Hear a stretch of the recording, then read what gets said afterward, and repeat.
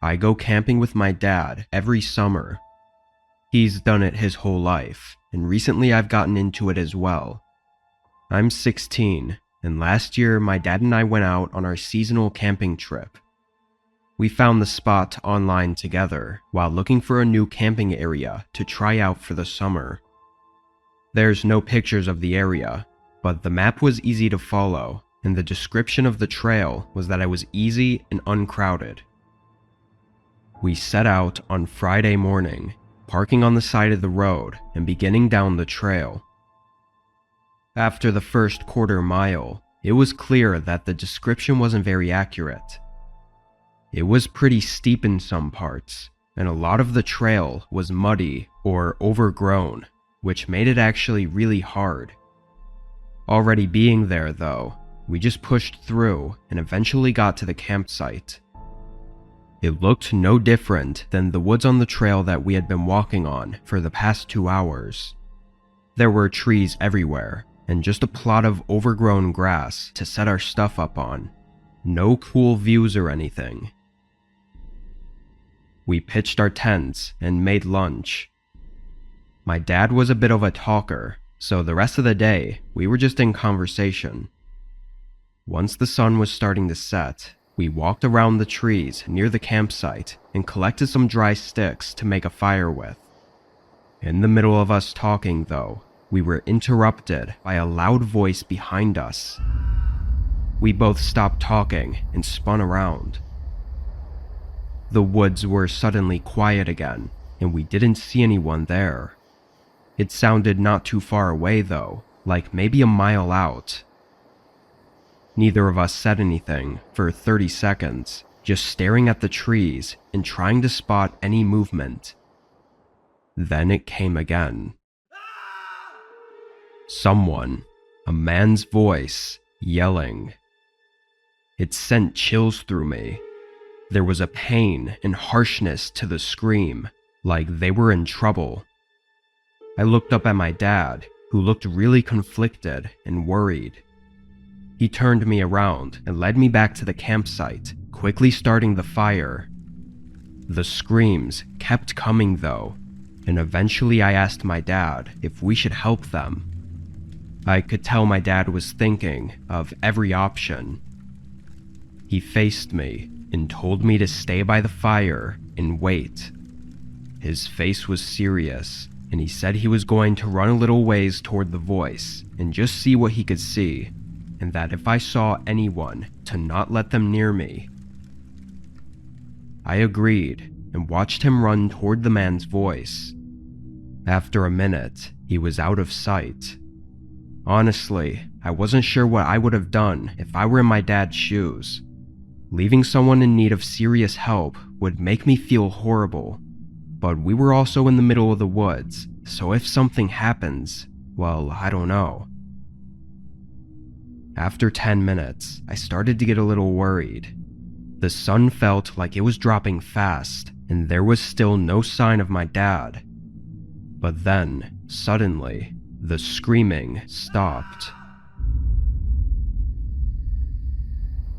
The whole forest was now quiet again. I wondered if my dad had found him and was helping him, or if something else happened. Still, after another 10 minutes, my dad was nowhere in sight.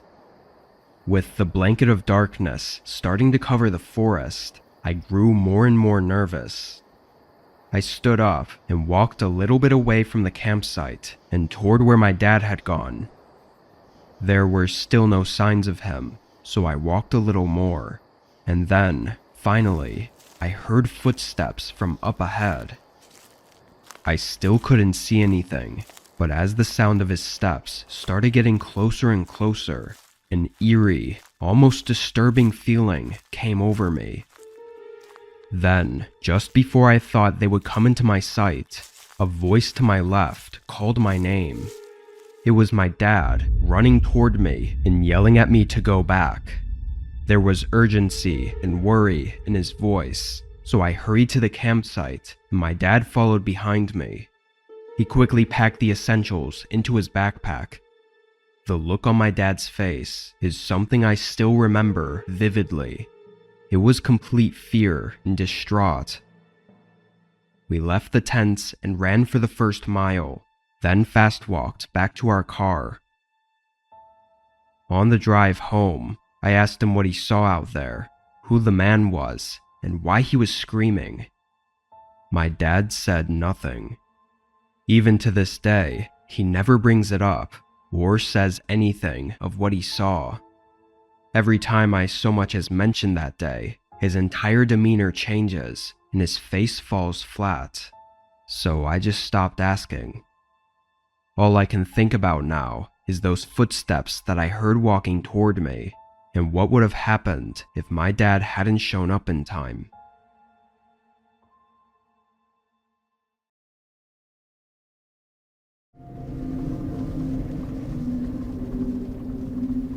Fall had just started, and around here the weather becomes cool and breezy, and in my opinion, it's the best type of weather. It's definitely my favorite season, and last year it was no different.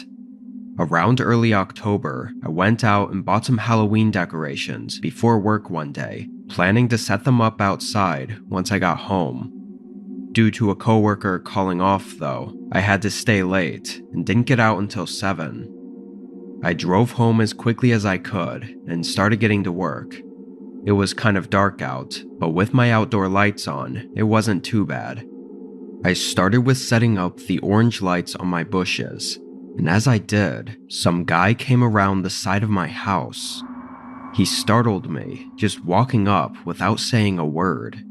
I found it kinda rude, so I made sure to tell him off.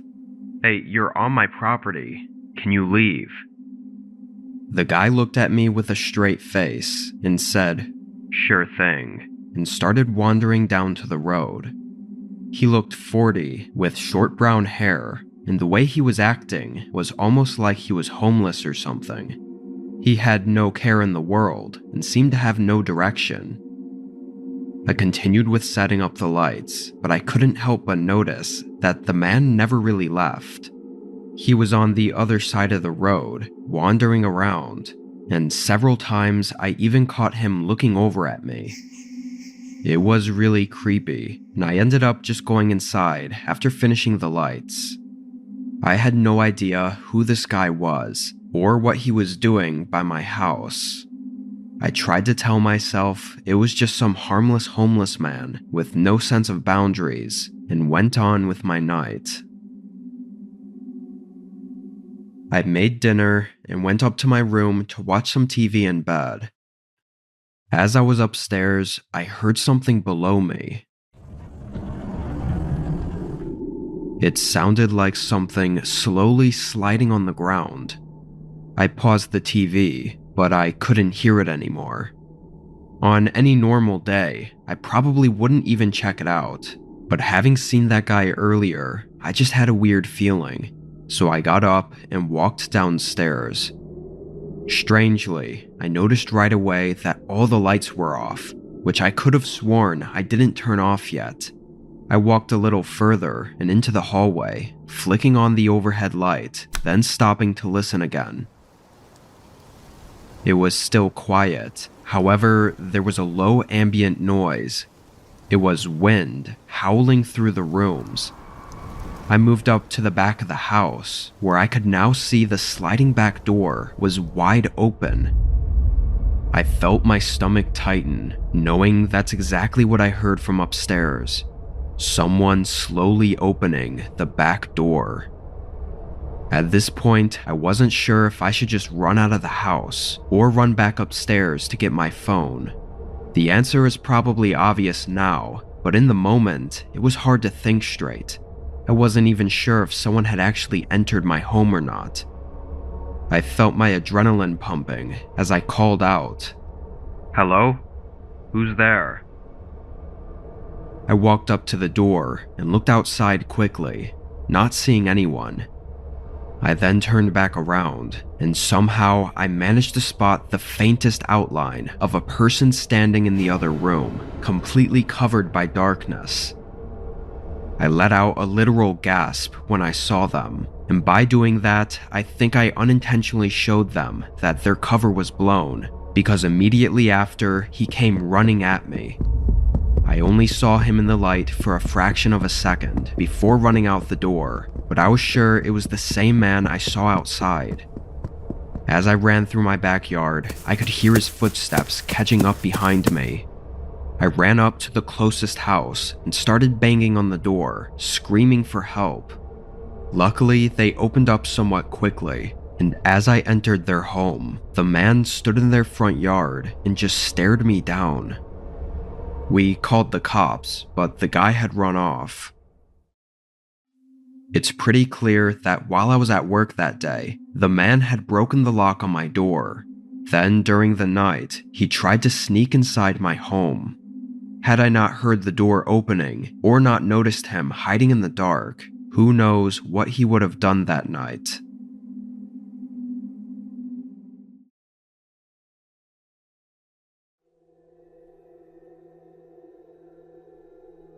I'm 29, and I live along the Appalachian Range in lower West Virginia. I've been going backpacking and camping for years, exploring different trails all around the nearby mountains. My best friend, who lived just a few miles from me, would often join me on these hikes.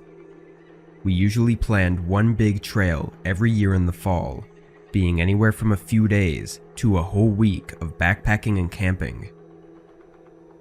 In 2019, we planned to take a trail across the range to a small lake at the top of the mountains. In the days leading up to the trip, though, my friend had to call it off because of an emergency at his work. I'd already taken the whole week off of work and had everything ready to go, so I decided to just go alone.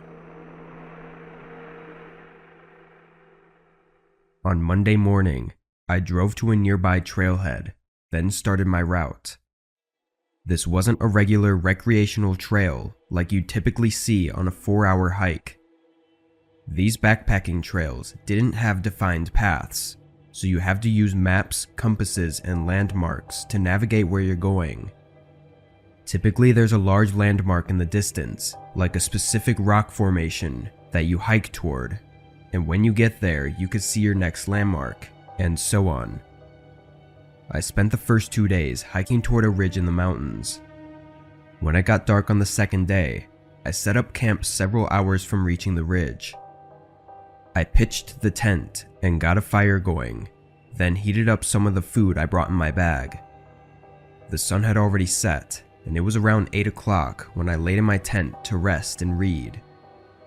I left the fire going, planning to put it out before actually sleeping. 20 minutes into reading, and through the fire crackling outside, I heard the strong sound of a stick snapping right behind my tent. I jolted up. My first thought was a black bear, possibly having smelled the food I cooked earlier. I didn't hear anything else though. I crawled out of the tent and shined a flashlight into the tree line behind my tent. Nothing. I called out aggressively to scare away any predators, but again, there were no sounds of anything running away. It was really strange because the stick snapping was very distinct, definitely being from something stepping on it. I stayed outside the tent for a while, looking around constantly before putting out the fire and going inside. I found it really hard to sleep that night because I was so focused on listening for more sounds. In the morning, I was almost surprised to have even slept through the night. I packed my tent and everything else at the campsite, then continued along until I reached the ridge. From there, it was a straight shot to the lake. I was moving fast, trying to get there before dark so I wouldn't have to move my campsite again the next day. I arrived with about an hour to spare before sunset. The lake was beautiful, very much worth the hike. I walked around it, enjoying the scenery, then pitched the tent and set up my camp on the tree line beside the lake. As I sat by the fire, I kept turning around, hearing soft noises somewhere between the trees behind me. I figured I was just being paranoid, but it was really creepy. It almost sounded exactly like footsteps, but I knew nobody would be out here. I would have seen their tent when I walked around the lake. It was too dark at this point to see anything further than a few feet, so looking around wasn't an option anymore. An hour later, I got in my tent and laid down. Every few minutes, I would hear footsteps again. They were barely too quiet for me to tell for sure what they were though. Eventually, I got so tired that I fell asleep. And what I think was only an hour after I fell asleep, I woke up to the sound of someone running away from my tent. I jolted up and grabbed my flashlight, rushing out of the tent and looking in the direction of the footsteps. I saw the bare back of them running away in the distance. My heart was beating rapidly. I looked down and saw footprints all around my tent, like they had been walking around me and searching the campsite. I tried to get the campfire going again as fast as I could so I could see better. I was terrified. I had nowhere to go and nobody to help me. I sat at the fire all night, keeping my head on a swivel, but I never saw or heard anything else. In the morning, I snapped a few pictures of the lake, then started the hike back. I had planned to stay for a whole day. I wasn't comfortable anymore, feeling like I was being followed. I was able to make it back without any more trouble, thankfully. But, along my journey, I began noticing several things missing from my backpack. Small things, like food, a few tools, etc., but I always had my bag with me. Even today, I wonder if whoever had been outside my tent that one night had actually snuck inside and stole from my bag while I was asleep.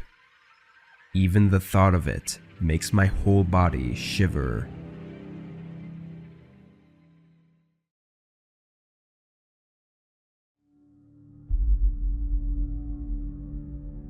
I was 16 at the time, and I lived with my single mom in an apartment. I was an only child, and my mom worked 2 jobs, so I was left home alone pretty often once I got old enough to take care of myself. I was never scared of being alone, mostly because I was in an apartment complex with a lot of other people living above and below me. On this day, my mom was working both jobs, so when she got out of her first shift at 2, she went straight to her next shift that started at 3 and ended at 11. It was summer, so I was out of school. I didn't have a car or anything, so all I could really do was walk around or stay home. I spent most of my morning watching TV and even took a short nap. At 6, I was getting hungry for dinner. We didn't have much of anything for me to eat though, so I took some cash off the counter and walked to the grocery store. It was a 40-minute walk, but at least the weather was nice. I got something small to snack on, as well as a frozen meal, then started the walk back. It was already dark out, but the whole road home was well lit and not in a dangerous area, so I wasn't worried. I'd done this plenty of times before. Halfway back though, I recognized that a man walking a ways behind me was taking all the same turns as me. I picked up the pace, but I never seemed to lose him. The final road led straight to the apartment complex, and there was nothing else down there, but he still trailed behind me. I was nervous, but also aware that it was most likely just someone else who lives in one of the apartments. I got to the entrance and went up to my room. I knew everyone who lived in my complex, or at least what they looked like, so I knew that whoever that man was couldn't get inside if he even was trying to follow me. I took my frozen meal out and started heating it up in the microwave. About a minute went by before I heard a buzz from the room below me, then from my room, and then the one above me. It was someone at the entrance door requesting to be buzzed in. This was something people would do often if they forgot their keys. They would ring all of the rooms in hopes that someone would be kind enough to buzz them in. I waited for a moment, then heard the faint sound of the entrance door unlocking and opening. Someone let them in. I walked around and put my ear against the door, listening carefully. I heard a knock at one of the rooms downstairs, then someone answered. It was extremely difficult to hear any specific words, but at one point, I could have sworn I heard my name. My heart started racing. The door downstairs closed and footsteps started coming up the stairs. They walked right up to my door and stopped. I backed away from the door and tried to be quiet. They knocked again. "Hello, your mom asked me to check up on you. Can you just answer the door and let me know you're alright, please?" Not to make this sound bad, but my mom would never randomly send someone to check up on me while she was so busy with work. This was definitely something bad. I moved to the opposite corner of the room and dialed 911. The man continued knocking and calling out for me as the police were on their way. At one point, he even started kicking the door as if trying to knock it down. I was terrified and locked myself in my room. Eventually, the knocking stopped. Officers showed up a few minutes later. The woman living in the room downstairs told the officers that the man said he was a babysitter and had asked her if she knew which room was mine. She said he knew my name and everything, so she didn't even think not to trust him. It's pretty clear though that he was probably trying to kidnap me. Unfortunately, they had no way of identifying the man aside from the woman's description, so he was never found. It still creeps me out though, wondering how the man knew my name and that my mom wasn't home. How long had he been stalking me for? And is he still?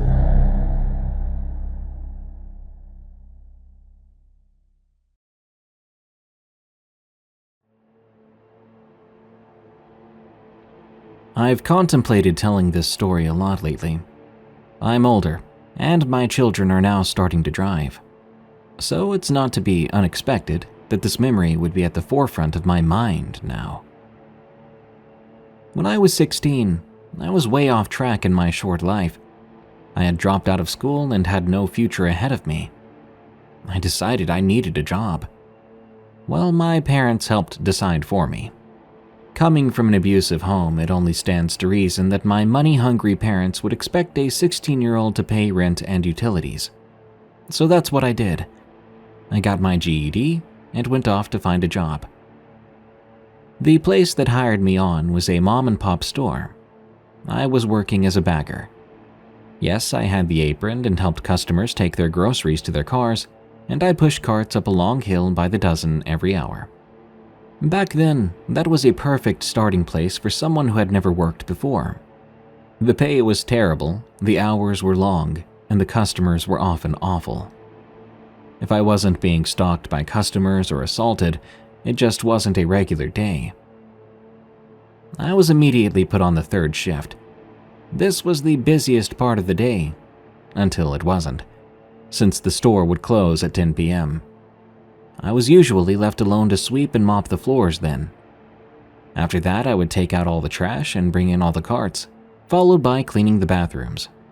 The women's bathroom wasn't so bad, but the men's bathroom was usually wall-to-wall feces and trash and left me feeling like I needed a bleach bath every night. This event is still fresh in my mind as the day it happened. My supervisor came by and congratulated me on 6 months of hard work and handed me an envelope. Inside it was my paycheck and another check, a bonus of $20. At the time, I was just relieved to have enough money to get by, so I tucked that envelope in my apron and went on with my day. By the end of my shift, I was exhausted, ready for the drive home. My drive home was usually 30 minutes up hills and into the mountains. At some points, there was nothing but empty highways. There were no streetlights and very few homes. We lived in the middle of nowhere, and it was desolate. At 12 a.m. it was spooky and lonesome, but nothing to fear, or so I thought. I would stop at the last and only 24-hour gas station in town, fill up on gas, and head down the road. Usually, I'd play music loudly to keep myself awake, though sometimes the FM stations would fade in and out as my truck climbed the hills. My truck was old and the headlights barely showed the road in front of me, but it got me from point A to point B. I tapped my fingers on the steering wheel as the music came back, blasting loudly as if I'd maxed out the volume. Startled, I quickly grabbed the dial and lowered the music. I shook my head. Suddenly, I saw something. In the rearview mirror in the distance, bright headlights, and they were coming up on me very fast. Not unusual to have a straggler here and there, as there were a lot of bonfire drunken parties out in the boonies. But they came up on me, and without hesitation, they bumped right into my truck. I was driving 65 miles per hour, and my truck lurched and rattled, barely staying on the road. The scream that came from my throat was of pure terror. I didn't understand. Were they drunk? What did I do? I didn't want to die, not in the middle of nowhere with this car chasing me down. It was the late 90s. Cell phones were still pretty new, but there was no service in our area. Not to mention, most of them were unaffordable for a 16-year-old bagger. So I was completely and utterly alone in the middle of nowhere. I sped up, begging my truck to go as they came up again, hitting my bumper even harder. My truck swerved all over the road, catching gravel at some point. It flew up, hitting the windshield as I returned to the road. I knew my truck could not take much more. The car swerved around me and was now driving in the left lane. Its engine roared as it passed by. It was a 1970s-style Cadillac, a green color. As it passed by, I looked. I could not see the driver or passenger through the windows. As they got ahead of me and pulled into the right lane, I could make out two figures with my dim and useless headlights.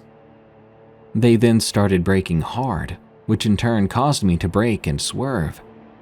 This went on for what felt like an eternity before they finally sped up and disappeared over a hill. There was a brief pause, a moment where I thought maybe they were done, bored, and had taken off. As I came up over the hill, in the halo of my dim headlights was the car, now parked in the middle of the road across both lanes. I screamed again as the car doors flew open. I couldn't see anyone inside, just doors flying open. I was confused, bewildered, scared. I only had seconds to act, and instead of braking, I went off the road, barely missing a mile marker as I flew by them. I hit the brush on the side of the road hard, small branches breaking against my windshield as I drove. I soon found a break between the mile markers as I gunned the engine. I felt the truck lift off the ground for a brief moment, and I hit pavement, sparks flying as I corrected the truck and drove with the gas pedal down to the floor. Screaming and crying, I pushed that old truck as fast as it could go, and the moment I saw my turn towards home, I swerved and hit the dirt road. I sped all the way home, turning my headlights off as I knew the roads like the back of my hand. The headlights were behind me, looking for me. I rolled into my driveway and shut off the engine, rolling behind a line of trees. In the pitch black, I double-checked the locks on the doors, and I lay down in the seat. I looked at my front door, knowing how many steps it was, and wondering if I'd be fast enough to make it inside. I soon saw headlights, and I held my breath, trying to control my sobbing. I knew that I was hidden behind this line of trees, but in my mind, I just knew they were going to find me. As the car rolled by, I ducked my head down and put my hand over my mouth, resisting the urge to scream in fear. The taillights hit up the night as the car rolled by and continued on. I waited, shaking and sobbing, fearful they would come back. I lay in the seat, not moving for what seemed like forever. Eventually, I sat up slowly. I looked around and decided to run for it. I unlocked the door and took off running. I stumbled and grabbed the railing of the stairs, climbing to the door. I jammed my key into the lock and I swung the door open, jumping inside quickly and locking the door as I cried. Of course, my parents insisted I was making this all up. Then they also wanted me to go to the police, which the police couldn't do much. The only proof I had was the damage to the truck, which they said could possibly just be my fault. I went back to work because I had no choice. I was terrified, looking at all the cars around me for months.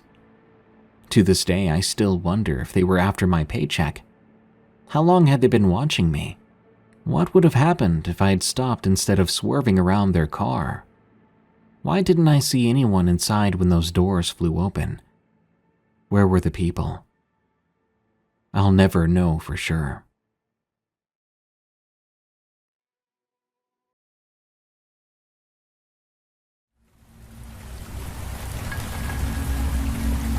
This happened last year. I was shopping at my local Walmart, just doing some typical shopping on a random weeknight. The store was pretty quiet, and it was probably like 8 or 9 p.m. I had been in the store for about 15 minutes or so, and I was in the aisle where they have the fitness items. I was looking at one of those massage guns.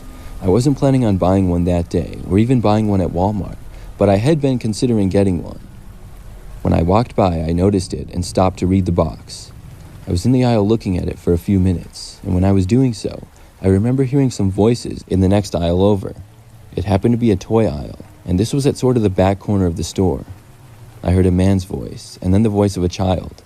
At first, I paid no attention as I was looking, but soon I heard the man say, "I will buy you this toy if you come with me." I assumed it was the child's father at first, but I didn't really know why he would say that. I couldn't really make out what the kid said back to him, but I heard the man then say something like, "Your mom said it's okay." Then, I just had the crazy thought that maybe this wasn't the child's father. The man started saying, "Come on, let's go," a couple of times. I heard him starting to walk to the end of the aisle. I just had a really bad feeling about it. At the time, I didn't know if I was just being nosy or if I should do something. I decided to walk by the aisle and glance down it to see. I left the aisle that I was in and walked into the next one over, which was a toy aisle. And when I looked down, I saw a man wearing a black jacket and winter hat, holding the hand of a little kid and leading her to the other end of the aisle.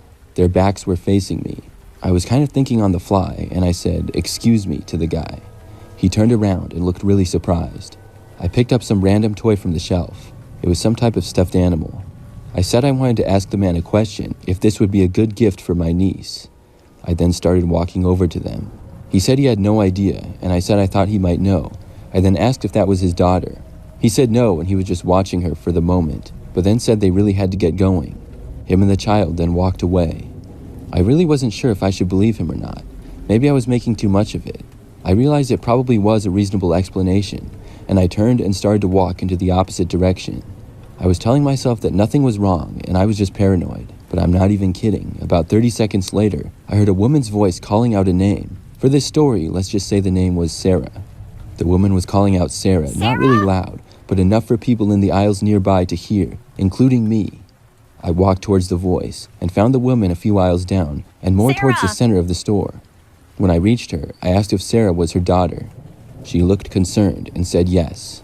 I had a terrible feeling, and I said that I might have seen her daughter with a man and I thought they might be leaving. We both started sprinting towards the front of the store. The good thing is that this was probably less than a minute since I had seen the man. When we made it to the front of the store, we saw the man and the child at the self-checkouts area. He was buying one of the toys for her. The girl's mother started shouting, and the man claimed he was just trying to be nice and buy the toy for the girl, but he quickly tried to run away after realizing nobody would believe that. He ran out the door and was able to momentarily get away. I was just happy that the girl was okay and back with her mother. It turned out that the girl had wandered off from her mother to look at toys while her mom was shopping in another area of the store. The mother had believed that her child was nearby, but had actually wandered off much further. I also found out that the guy was located not long after this at all.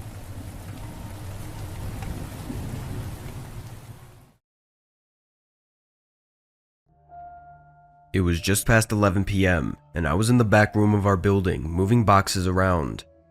It was just a regular hardware store, and I was an overnight stalker there. My other coworker that I usually work with was on vacation, so it was just me for the night. I didn't mind though, because people always expect less from you when you're left alone to do all the work, so if anything didn't get done, it wouldn't really matter. I was working slowly, taking my time. All of the deliveries that came in during the day needed to be put by the aisles where they belonged, so I was just breaking down the pallets and putting boxes on carts that I would then roll into the main shopping area and stock the boxes from there. Once I had filled a few carts, I grabbed one and pushed it to the aisle on the far left. It was raining, or maybe even storming, pretty heavily outside, though through the rain, I thought I heard something from the front of the building. I didn't really care, not even crossing my mind for a second that it was anything other than the building making noises. I took a few boxes and started stocking, humming to myself to save me from the boredom. But then again, I thought I heard something. I walked down to the front of the store and looked all the way at the other end where the front door was. There didn't seem to be anything or anyone. I stayed there for a little bit, again, in no rush to work, and then it happened again. I could have sworn this time that I saw something moving by the front door, and that was where the sounds seemed to come from. Being in my place of work, with all the doors locked, I wasn't really afraid of anything, but more just wanted to make sure nothing strange was going on outside. I went up to the front door and looked out the glass, which I noticed had huge smudges and scratches on them. Nothing was outside, no cars or people, just heavy rain pouring down. I turned and started walking away, back to where I was working.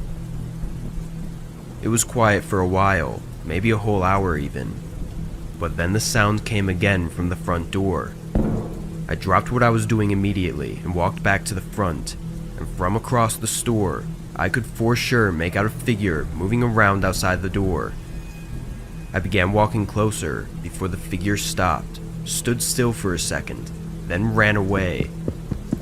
I ran up to the door, trying to catch a glimpse of the person, but it was too dark and rainy. Looking at the door though, there were definitely more marks on it than there was before. I was confident that this person was trying to break in. I pulled out my phone, still standing by the door, and called the police. The operator said it wouldn't be too long, just a few minutes. I put my phone back in my pocket and waited by the door.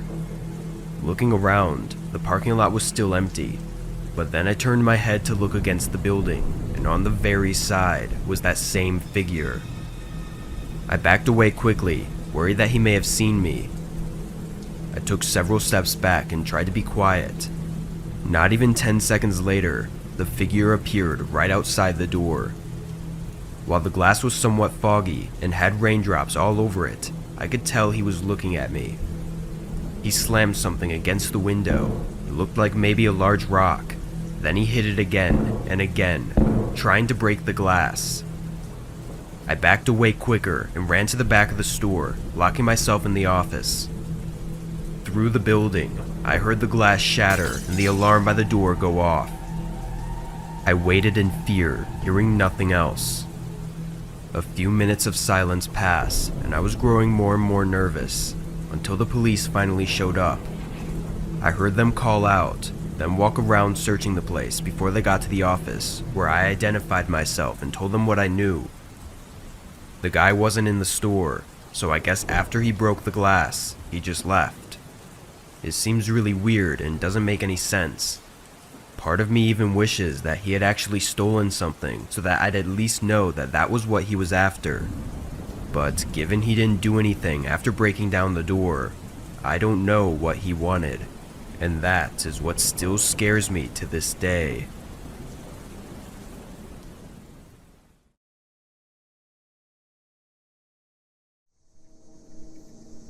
My family owns some cabins in Oregon that all of us like to stay in sometimes, or have family get-togethers there, but for this trip, I was going solo. I had just turned 20 and I'd never been camping alone, and I figured camping somewhere near the cabins would be perfect in case something were to happen. I drove an hour there, then walked 30 minutes down a trail that led to the cabin I would be staying by. As I walked up to it, I noticed one of the windows was missing. There was no glass on the ground. It looked like the entire window had just been taken out, which was a very unexpected thing to see. I didn't plan on entering the cabin, but I had brought the key for emergencies, and this felt like something I should investigate. But I was even more confused when the door opened without me unlocking it. I walked in, and right away it was obvious that the place had been broken into. There were muddy footprints all over the floors, and some more expensive stuff was missing.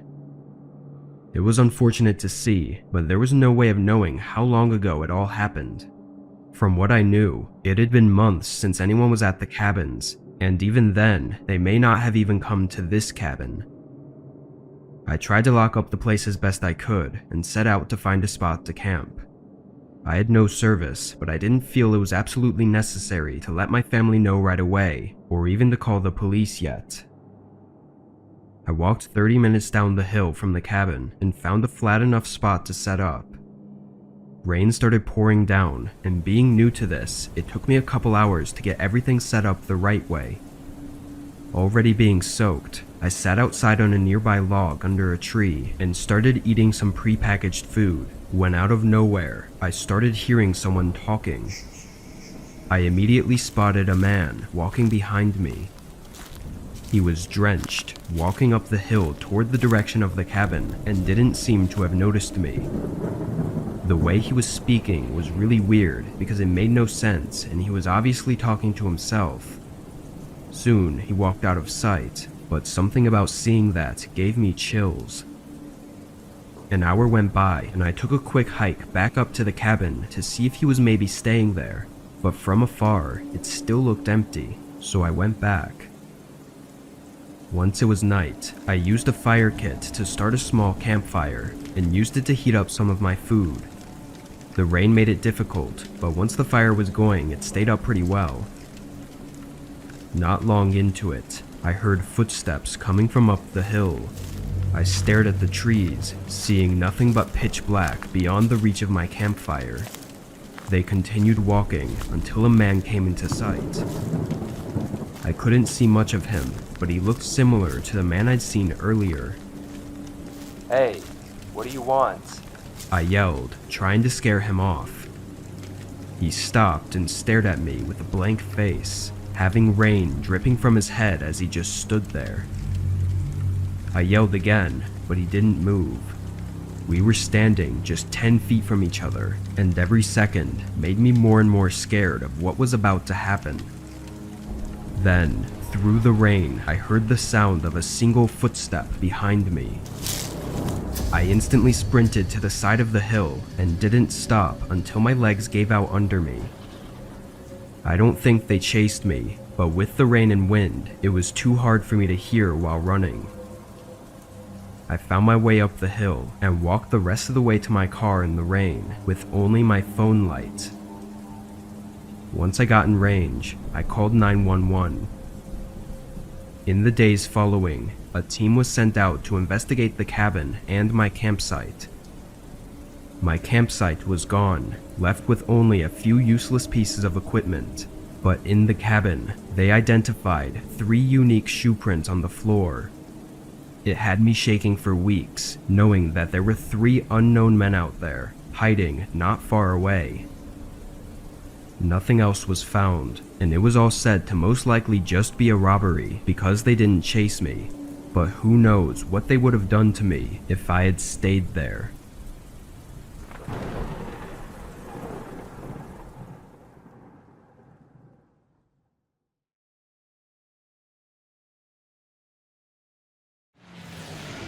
So, way back when the PS3 first came out, I really wanted one.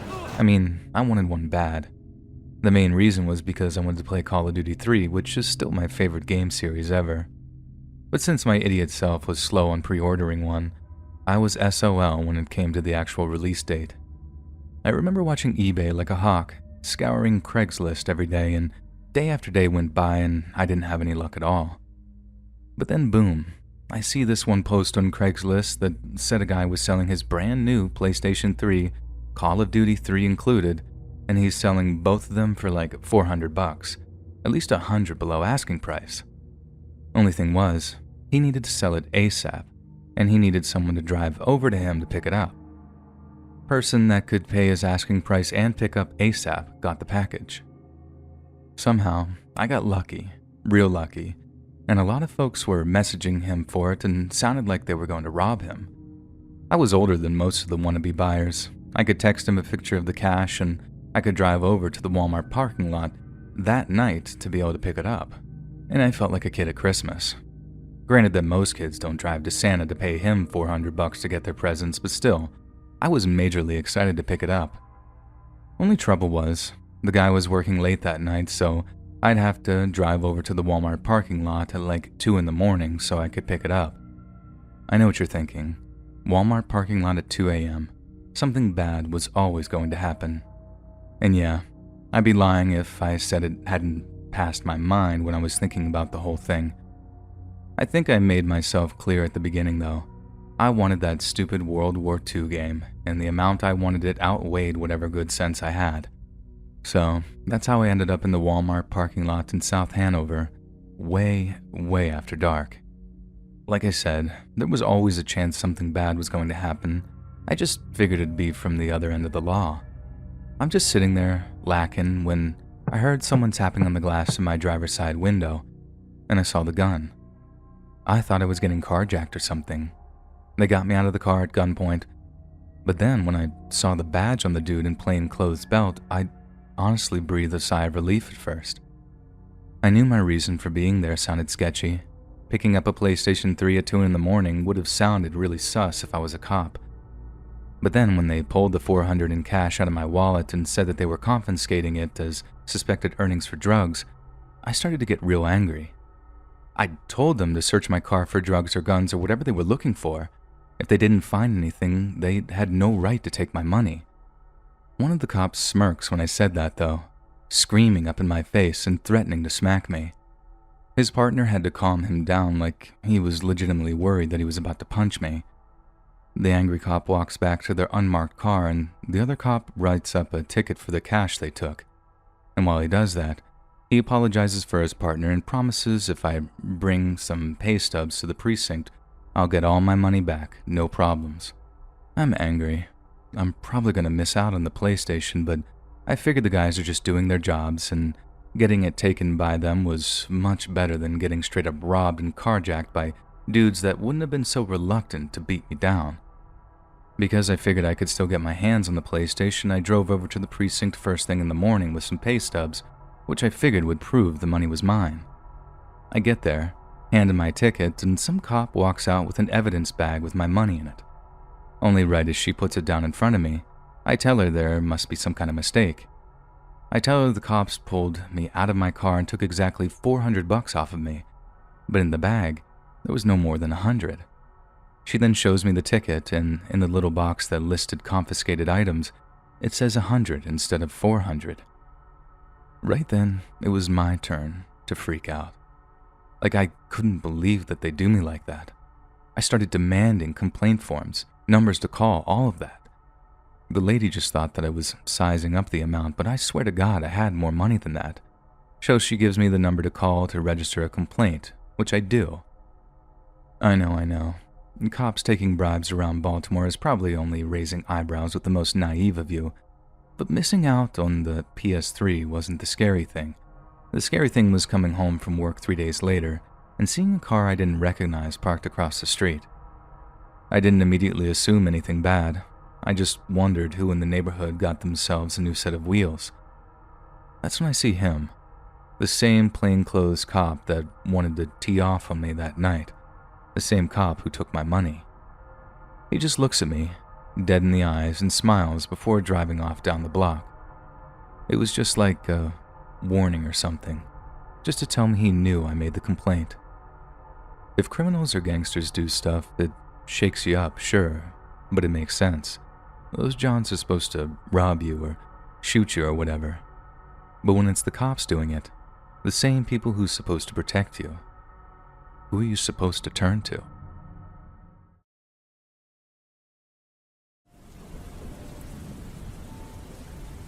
I babysit as a part-time job. I worked for a few different sites before I settled for Sitter City. This specific babysitting site allowed me to work the random hours that I wanted and not have to worry about being able to babysit on a set schedule every week. On a Saturday morning, I got a job from a family requesting me to babysit their 2 kids from 8 p.m. to 1 a.m. I worked mid-shift at my regular job that day, so this still worked for my schedule. Also, these late-night jobs are always the best because the kids usually go to bed between 9 and 10, so I'm left to just relax until the parents get home.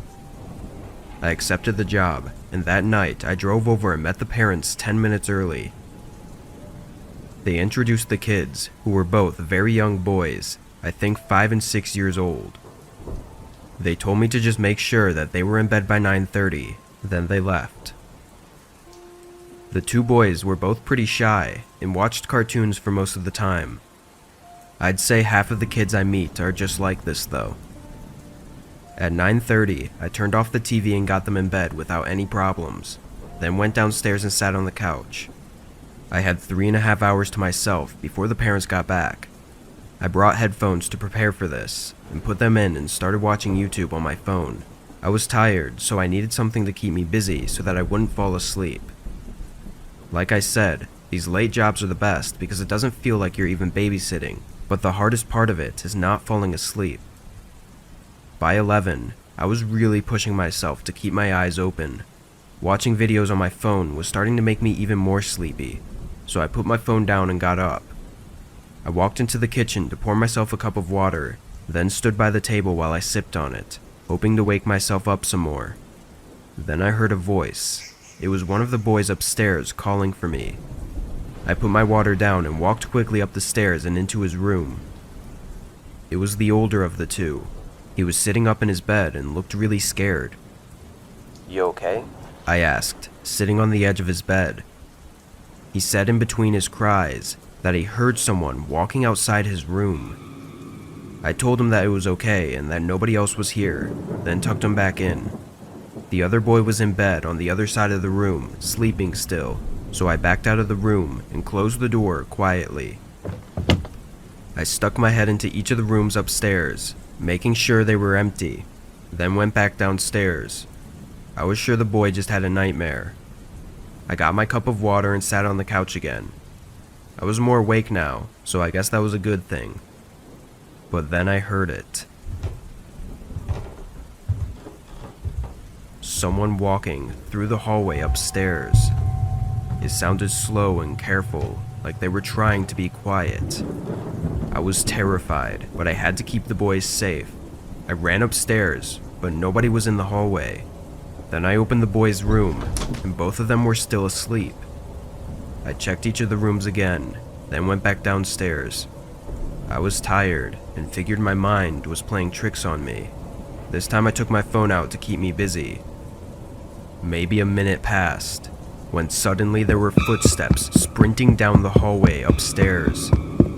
I ran upstairs, seeing nobody again, but this time, when I opened the boys' room, they were both sitting up in bed, looking terrified.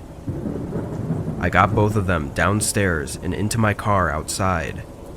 I locked the car doors, then called the police and the parents. Both of the boys said they heard running footsteps outside their door, so I knew I wasn't just hearing things. When police came, they searched everywhere, but found no one. They didn't even find any signs of someone ever having broken in or staying anywhere inside. I don't know who or what we heard, but I know there was someone else upstairs. Needless to say, I never went back to their house to babysit.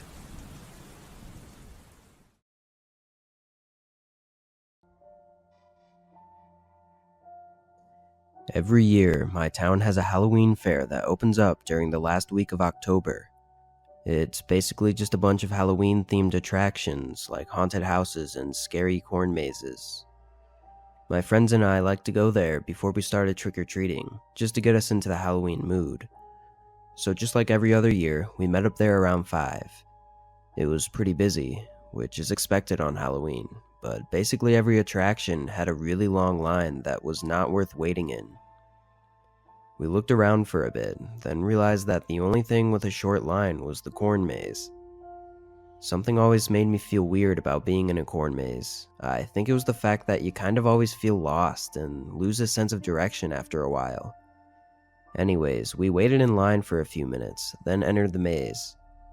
They had a bunch of creepy scarecrows and other props set up, which definitely made it more enjoyable than a regular corn maze. But after about 10 minutes, it got a little boring, and it felt as though we were just walking in circles. At one point, we crossed paths with some older guy in a scarecrow costume who just kind of walked past us without saying anything. And then a few minutes later, we crossed paths again. I thought it was part of the attraction at first, but I also thought it was weird that he didn't actually try to scare us. Then again, it would also be weird for a grown man to be walking around alone in a corn maze too.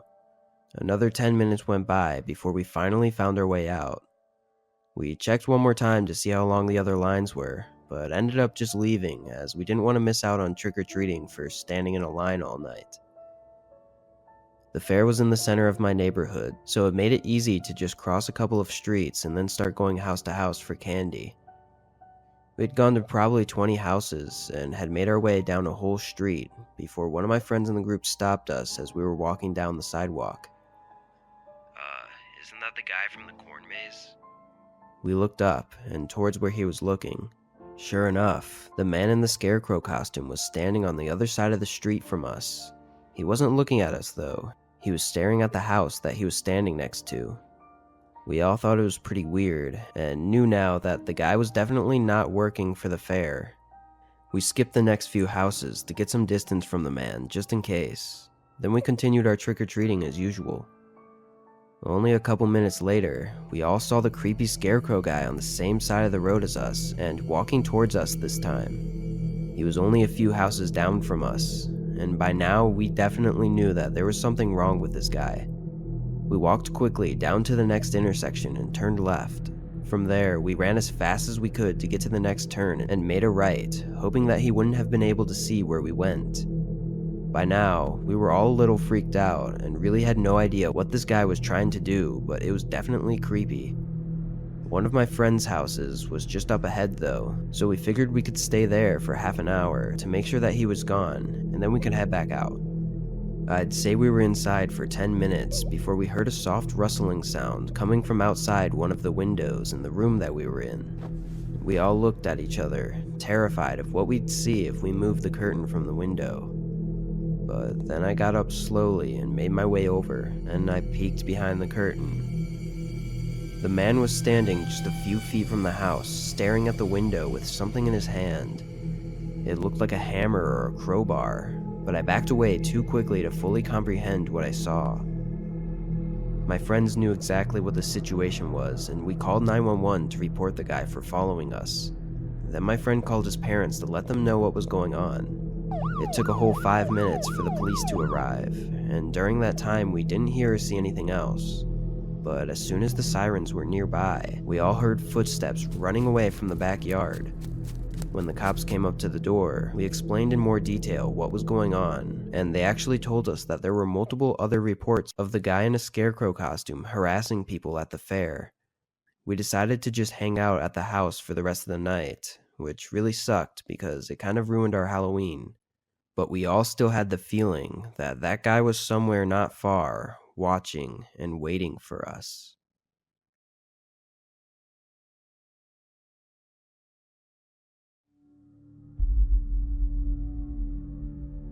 I was 16 at the time, and I lived with my single mom in an apartment. I was an only child, and my mom worked 2 jobs, so I was left home alone pretty often once I got old enough to take care of myself. I was never scared of being alone, mostly because I was in an apartment complex with a lot of other people living above and below me. On this day, my mom was working both jobs, so when she got out of her first shift at 2, she went straight to her next shift that started at 3 and ended at 11. It was summer, so I was out of school. I didn't have a car or anything, so all I could really do was walk around or stay home. I spent most of my morning watching TV and even took a short nap. At 6, I was getting hungry for dinner. We didn't have much of anything for me to eat though, so I took some cash off the counter and walked to the grocery store. It was a 40-minute walk, but at least the weather was nice.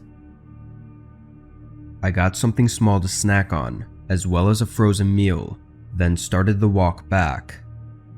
It was already dark out, but the whole road home was well lit and not in a dangerous area, so I wasn't worried. I'd done this plenty of times before. Halfway back though, I recognized that a man walking a ways behind me was taking all the same turns as me. I picked up the pace, but I never seemed to lose him. The final road led straight to the apartment complex, and there was nothing else down there, but he still trailed behind me. I was nervous, but also aware that it was most likely just someone else who lives in one of the apartments.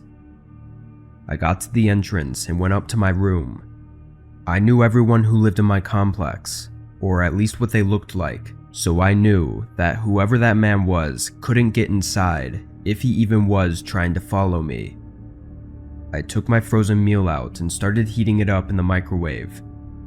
About a minute went by before I heard a buzz from the room below me, then from my room, and then the one above me. It was someone at the entrance door requesting to be buzzed in. This was something people would do often if they forgot their keys. They would ring all of the rooms in hopes that someone would be kind enough to buzz them in. I waited for a moment, then heard the faint sound of the entrance door unlocking and opening. Someone let them in. I walked around and put my ear against the door, listening carefully. I heard a knock at one of the rooms downstairs, then someone answered. It was extremely difficult to hear any specific words, but at one point, I could have sworn I heard my name. My heart started racing.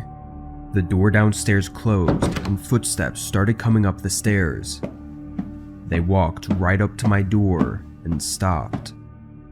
I backed away from the door and tried to be quiet. They knocked again. Hello, your mom asked me to check up on you. Can you just answer the door and let me know you're alright, please? Not to make this sound bad, but my mom would never randomly send someone to check up on me while she was so busy with work. This was definitely something bad. I moved to the opposite corner of the room and dialed 911. The man continued knocking and calling out for me as the police were on their way. At one point, he even started kicking the door as if trying to knock it down. I was terrified and locked myself in my room. Eventually, the knocking stopped. Officers showed up a few minutes later. The woman living in the room downstairs told the officers that the man said he was a babysitter and had asked her if she knew which room was mine. She said he knew my name and everything, so she didn't even think not to trust him. It's pretty clear though that he was probably trying to kidnap me. Unfortunately, they had no way of identifying the man, aside from the woman's description, so he was never found.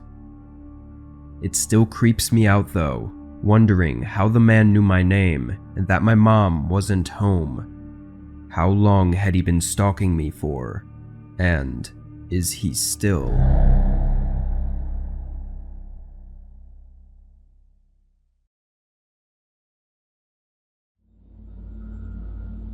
Me and one of my good friends, I'll call him Jesse, would go on camping trips once or twice a year. We used to more when we were roommates in college, but we both work full-time now. Jesse was the one who actually got me into camping, having done it his whole life. I hadn't even been camping once before I met him.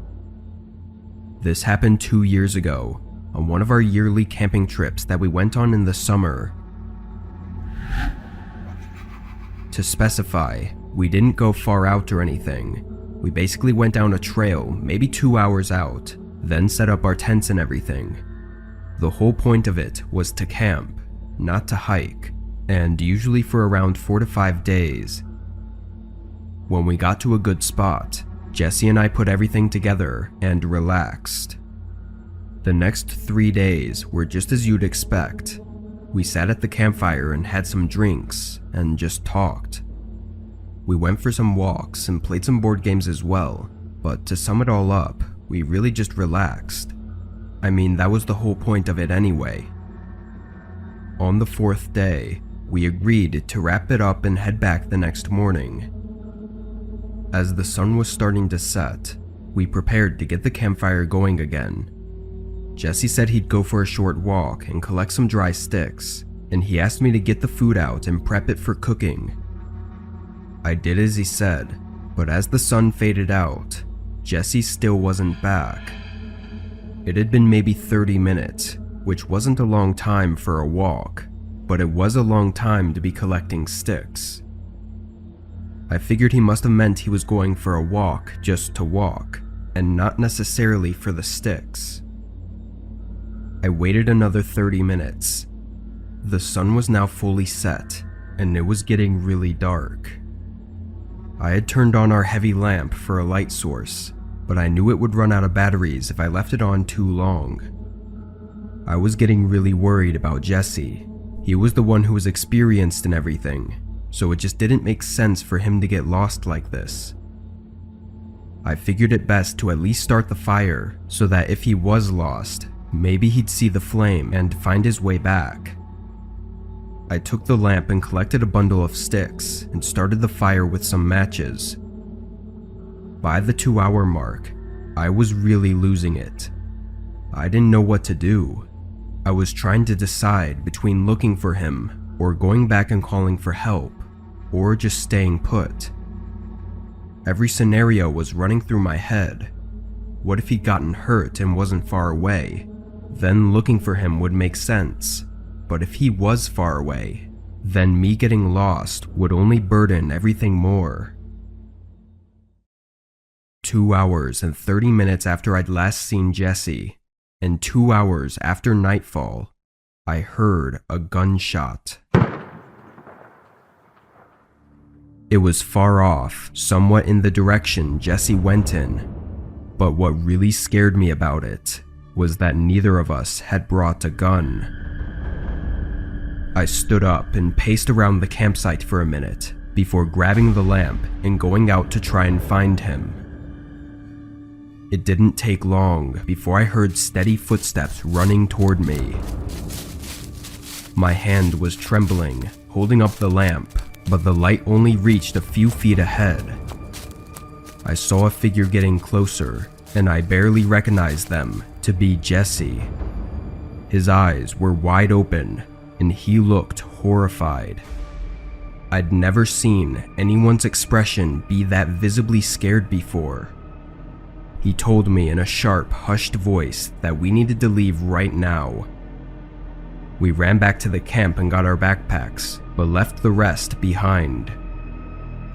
I questioned him, but he refused to answer until we made it out of the woods. He said someone else was there and approached him on his walk. They held him at gunpoint, making him be quiet and follow them somewhere. Before they reached wherever it was they were taking him, Jesse tried for his escape, and that's when I found him running. That's all he told me, and ever has told me every time I ask. I can tell he's purposefully leaving out some important details, but he still refuses to share them. One he specifically leaves out is the gunshot. He never mentioned it. Personally, I know Jesse is a capable guy, and it wouldn't be far off to assume he tried to overpower the man holding him up. Maybe he got the gun away from him and did what he had to do to escape. It would explain Jesse's traumatized state and why the man didn't chase him. I don't know what happened back there, but ever since, Jesse hasn't wanted to go camping again. Honestly, neither do I, but I just wish I could know the truth about what went down that night.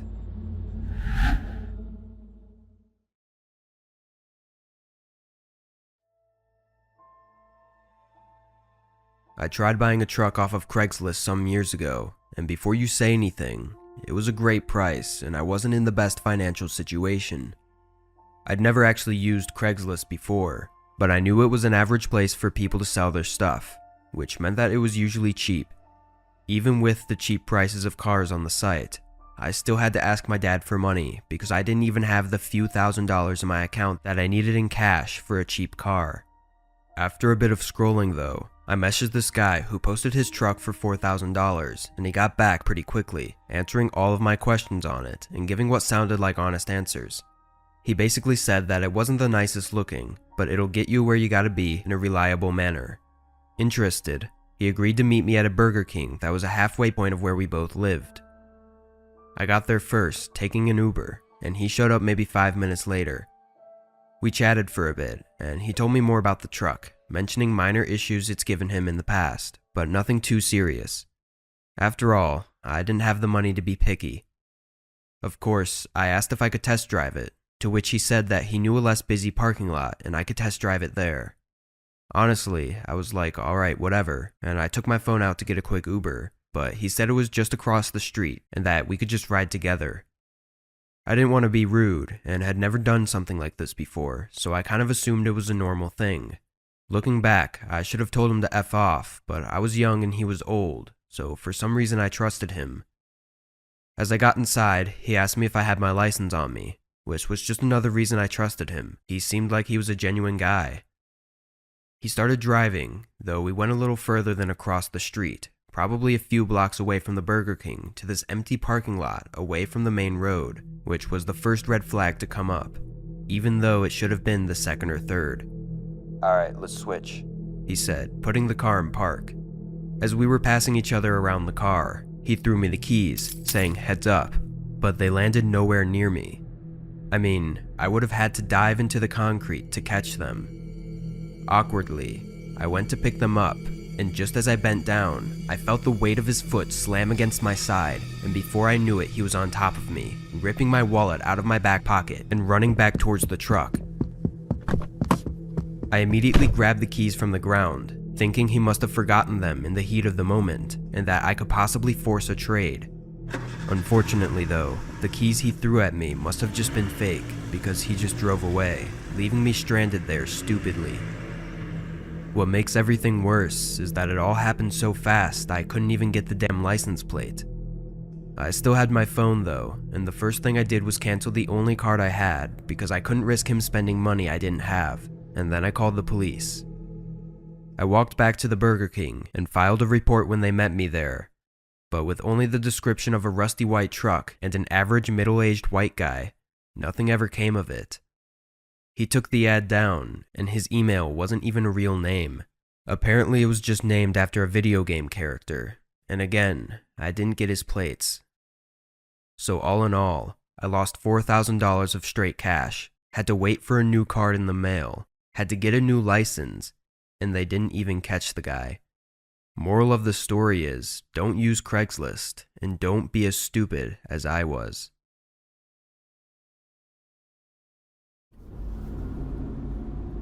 I was driving for DoorDash on the weekend to make some extra money. I worked a day job, so I could only start driving later in the night. When I started, it was a little past 9. I got my first order and dropped it off, then drove back to where the restaurants were. I drove in circles for a while, maybe 10 minutes without getting a single order. It was late, but on the weekends there would usually still be a decent amount of orders. Finally one popped up and I accepted it, though it was a small order with a small tip.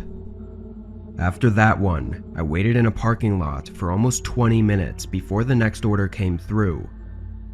Obviously, this wasn't ideal, having to wait so long between orders and not even getting to choose which orders to accept unless I wanted to wait even longer.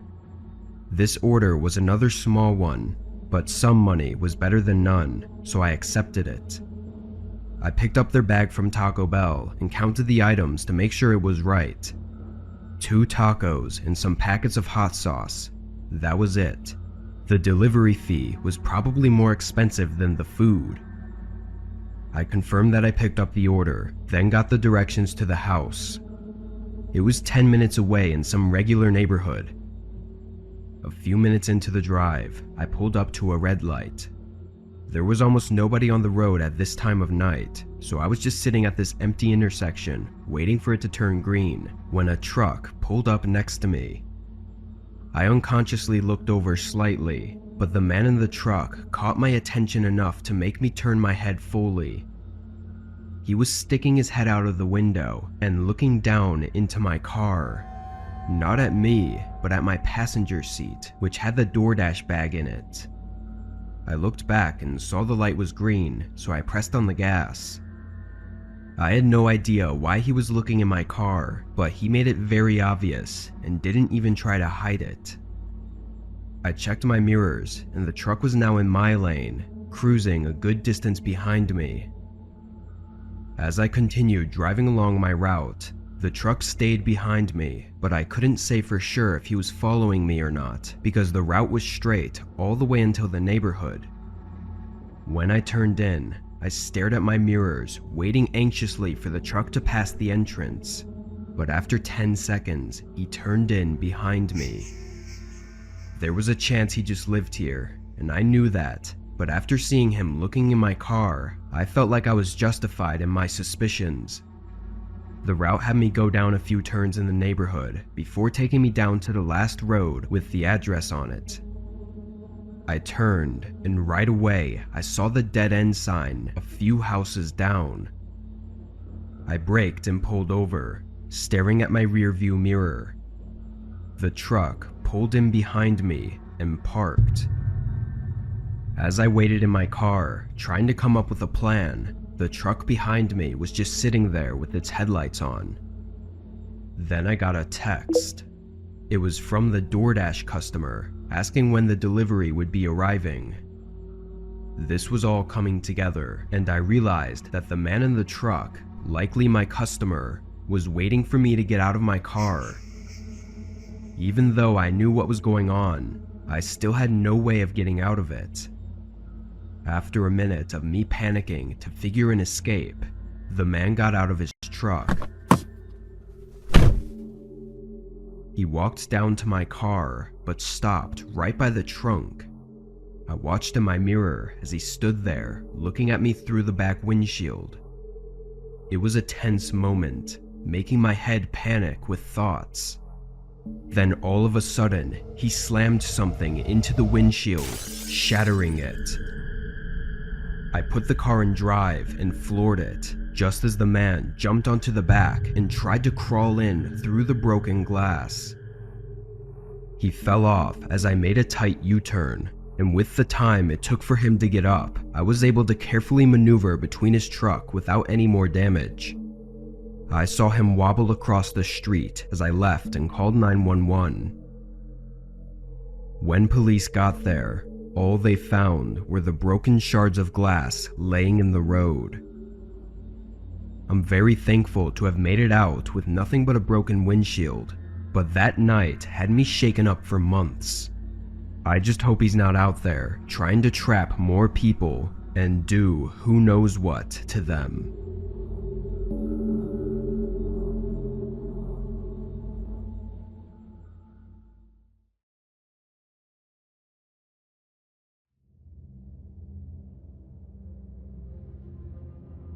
I'd been a babysitter for years, working with several different companies and hundreds of families.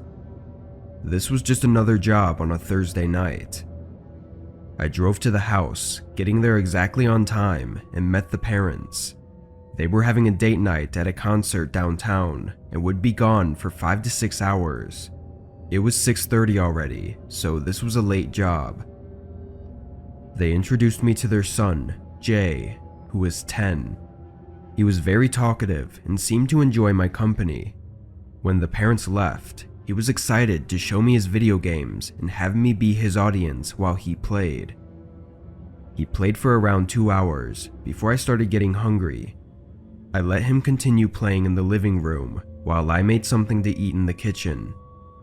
I spent maybe 5 minutes heating up a meal, but then all of a sudden, when I got back, Jay was different. He wasn't talking anymore, and he seemed really shy. I tried starting up conversations, but he would barely respond. I had no idea what happened. I asked him if everything was okay, but he just nodded. I didn't want to be bothering him about it too much, so I pretended like nothing was wrong and watched him play some more. Once 9:30 came around, I told him it was time for bed and made sure he got ready.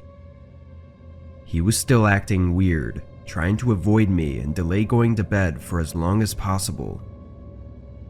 Finally, just before 10, he got in bed.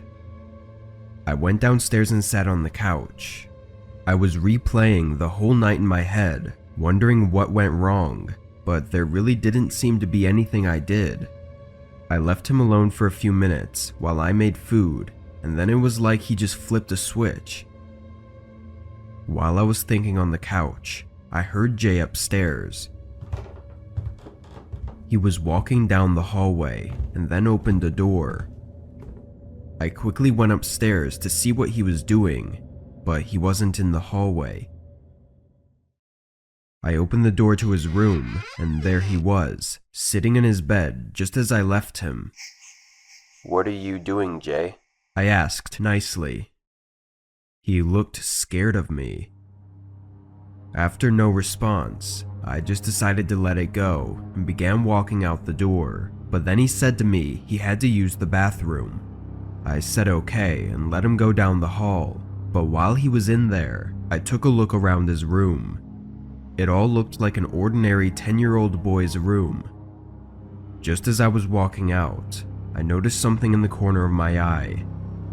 I looked over, and right by the closet, I could see someone's eye looking back at me through the crack in the door. I hesitated, then walked out of the room and closed the door. I listened and didn't hear any movement in the room. As soon as Jay came out of the bathroom, I told him to be quiet and rushed him downstairs and into my car. I dialed 911, and as we waited for them to show up, I asked Jay if he knew someone else was in the house. He was quiet, not responding to me at all. When the first officer came, he went right inside and caught the man walking around upstairs. He looked like a 30-year-old creep. When questioned, the man said he was a friend of Jay's and that Jay even let him in the house to babysit for the night. Strangely, when the parents got home, they basically pushed me away and didn't give me any more updates on what happened.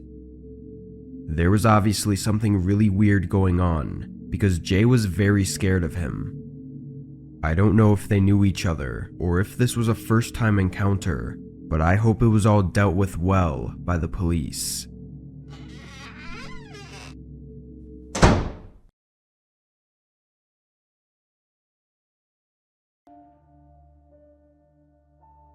Halloween has always been one of my favorite holidays ever since I was a kid. I just enjoy the whole idea of spooky season and watching horror movies and everything. Anyways, this happened last year when I was 22 and lived in a small one-story home with my roommate Alex. It was Halloween night, around 9 p.m., and all the kids had pretty much finished trick-or-treating, so I put the candy away and turned off all the lights. Then we both sat down to watch some horror movies. We finished the whole movie, and I had Alex find us another one to watch while I went into the kitchen to grab some snacks.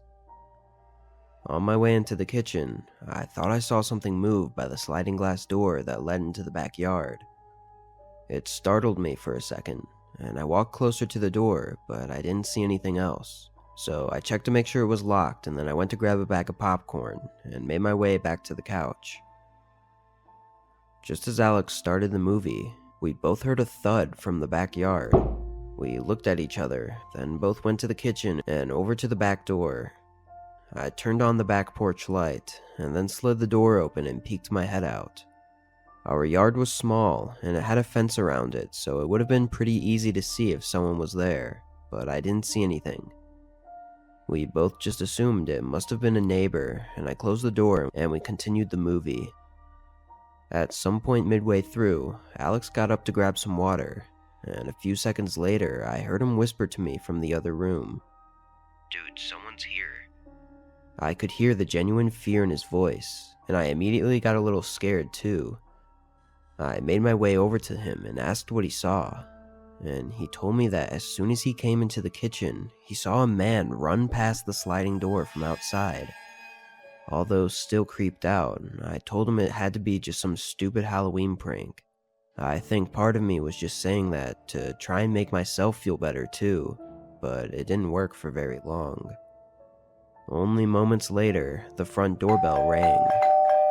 I led the way, and Alex followed behind me as I walked over to the door and looked out the peephole. I saw a man in a white mask and dark clothing standing on the porch. I could see he was holding a pillowcase too, and it looked pretty full, as if he had a bunch of candy in it. He was just staring at the door, not even moving or looking around. I honestly didn't know what to do, so I let Alex look, and then we both decided to just ignore him and see if he leaves.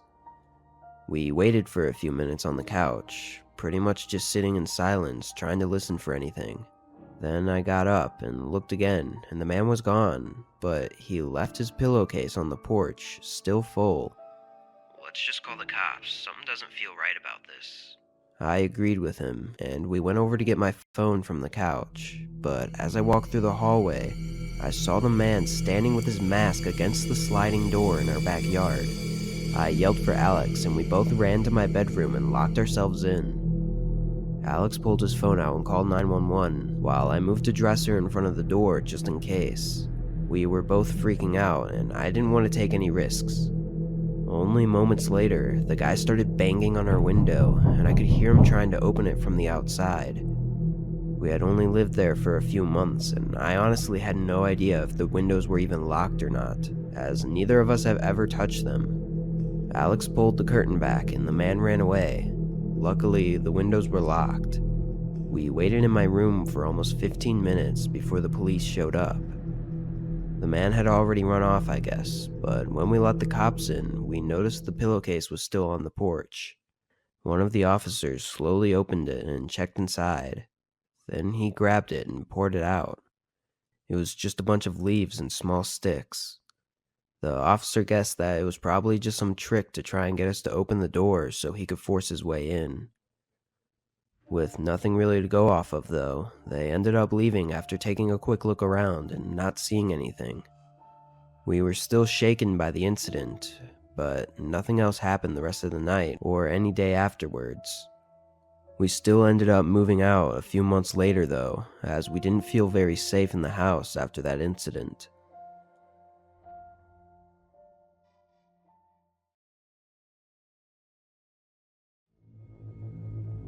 I'm not sure if I should tell this story, but I've held it in for years. But because it sounds crazy, I was told not to talk about it. I went camping 6 years ago with a now ex-boyfriend of mine.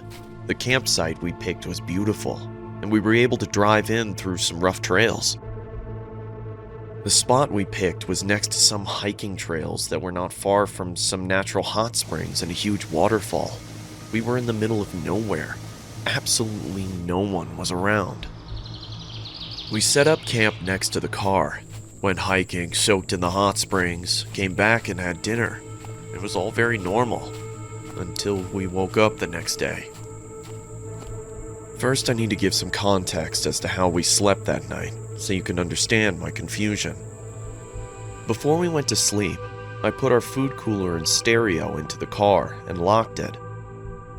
I put the keys in the front pocket of my backpack and put the backpack next to my sleeping bag on the far side of the tent, away from the door. My boyfriend at the time slept nearest the door of the tent, with a gun next to him. When we awoke next morning, I felt fine. I'd slept hard, and from inside the tent, everything seemed normal. When we got out, though, our campsite was absolute chaos. The fire pit we had made was ruined. The cooler had been thrown and food was scattered all over the place. The stereo was smashed to pieces lying next to a tree. All the car doors were open, including the trunk. We stood there for a minute in silence, just taking everything in. The woods felt off now. It was quiet and not the beautiful campsite that I saw yesterday. Everything about those woods felt wrong now. My ex accused me of not locking the car the night before, and then an animal got into our stuff. I promised that I had locked it and went into the tent to grab the keys from my backpack, but they weren't there. Eventually, I found them later on the ground next to the car. We quickly threw everything in the trunk and left. My boyfriend was quiet and wouldn't talk to me about what just happened. He finally spoke up when we were almost home and told me that he had a dream the night before about something kneeling over him in the tent, holding his gun, and just staring at him. When I tried to ask him more questions, he got quiet again and said that he didn't want to talk about it and that I shouldn't talk about it anymore either. I've tried to forget about it, but I can't. Something wrong happened to us in the woods that night.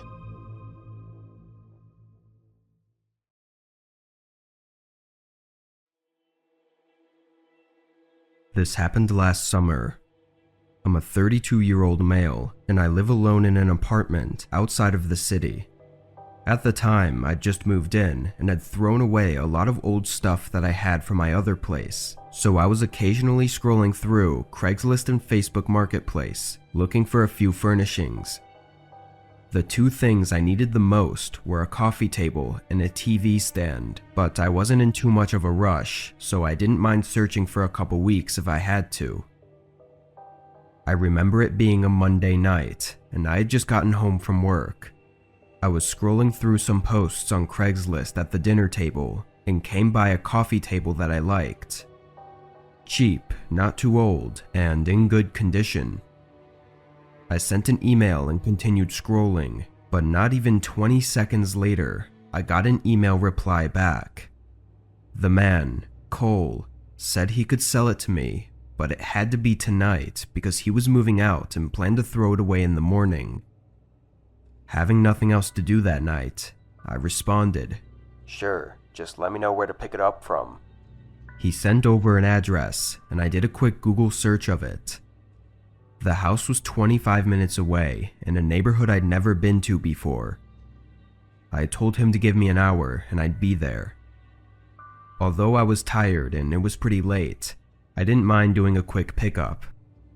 I was also just happy to finally get a coffee table for my living room. I finished eating my meal at the table, then got in my car and started driving there. There was a light drizzle outside, so I was hoping the table wasn't too heavy and we could quickly get it in my car without getting water damage. The drive there felt long, going down some windy roads until ending up in a small, poorly lit neighborhood. By poorly lit, I mean that there were very few streetlights, all being dim, and most of the houses had their lights off. It was late, so I didn't expect everyone to be up at this time, but still, it was a bit creepy.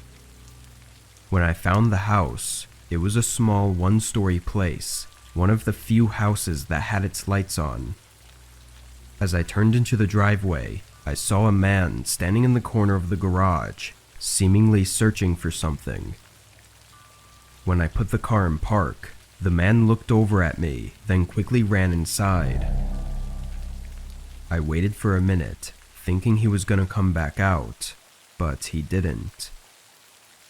I exited my car and walked into the garage, knocking on the door. Then I knocked again, but nobody was answering. I wasn't sure if I should go to the front door or what, but it was giving me a weird feeling, and I was starting to think of just leaving, when the door suddenly opened. It was a different man than I'd seen in the garage, but he introduced himself as Cole. He invited me in to check out the coffee table. I followed him into the living room. The table looked as it did in the pictures, and wasn't broken or anything, so I was good to buy it. Cole was making small talk with me, telling me about his new place he just bought, but every time I tried to interrupt and say I'd like to buy the table, he would keep talking. It started to get uncomfortable, standing there listening to him talk over me for 5 whole minutes. It felt like more of a distraction, like he was keeping me there.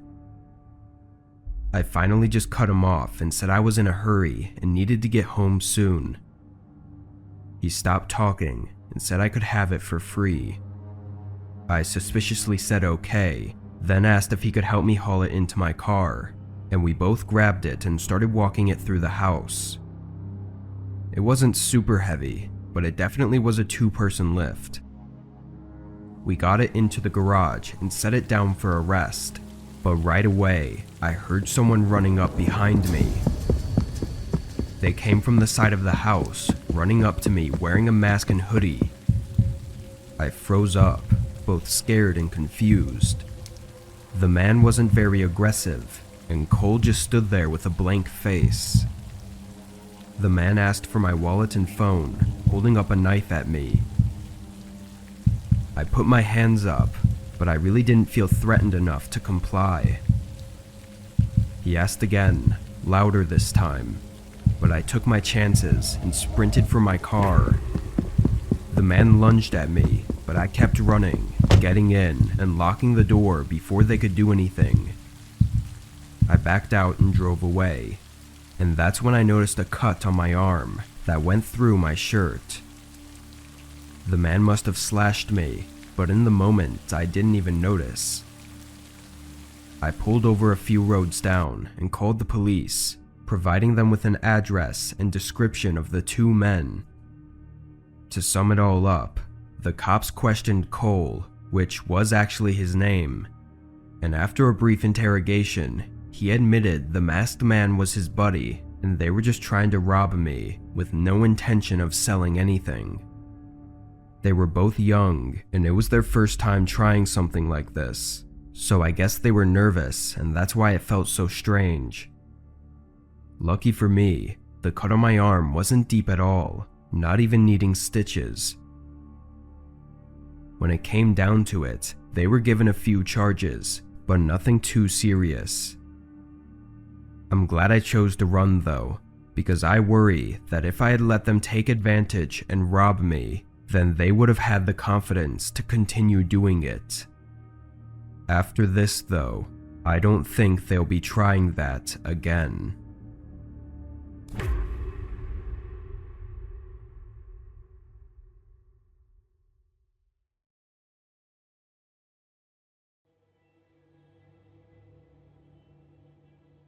My brother owns a really nice RV that he lets me borrow sometimes.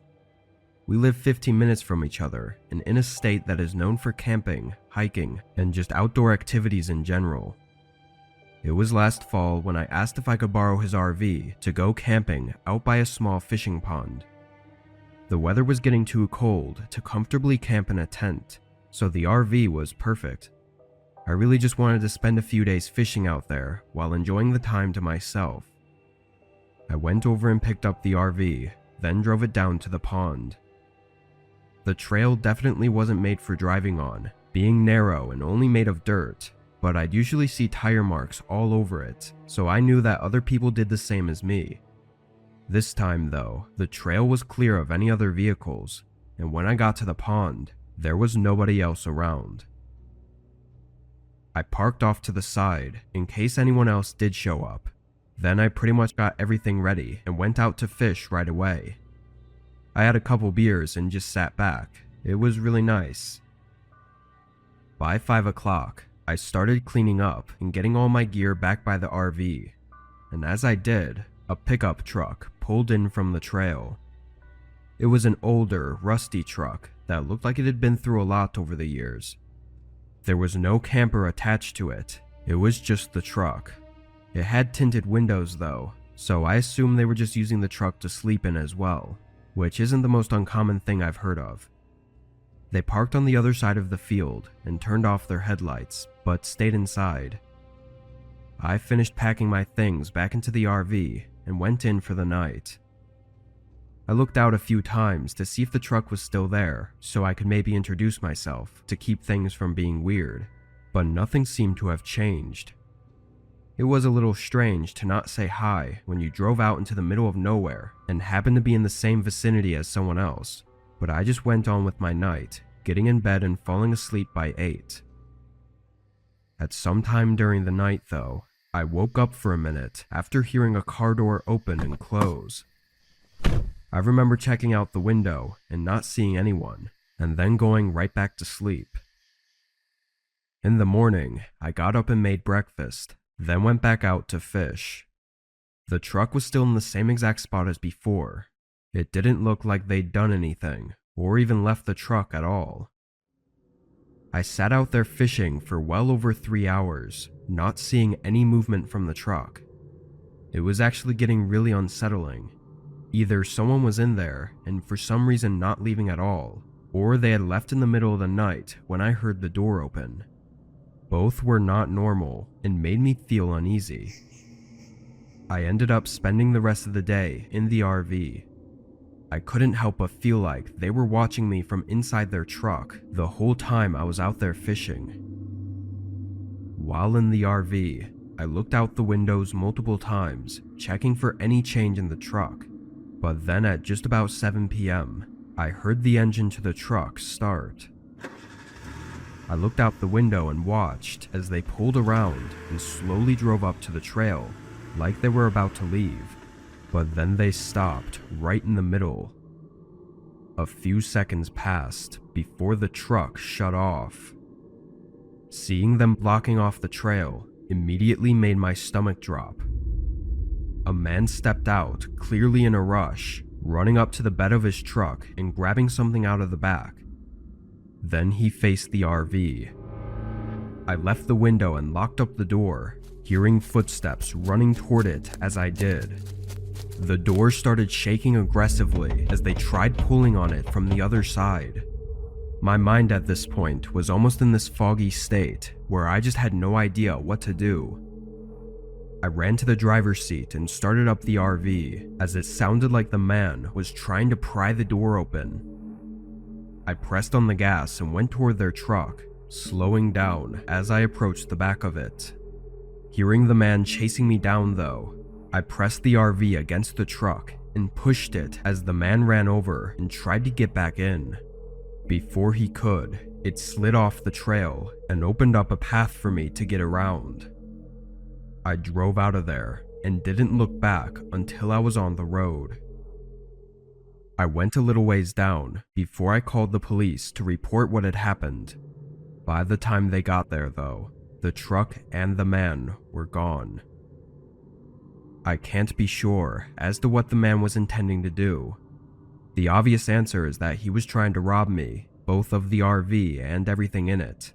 But then why did he spend so long watching me and setting up a whole trap? Why not just block it off right when he arrived and do everything quickly?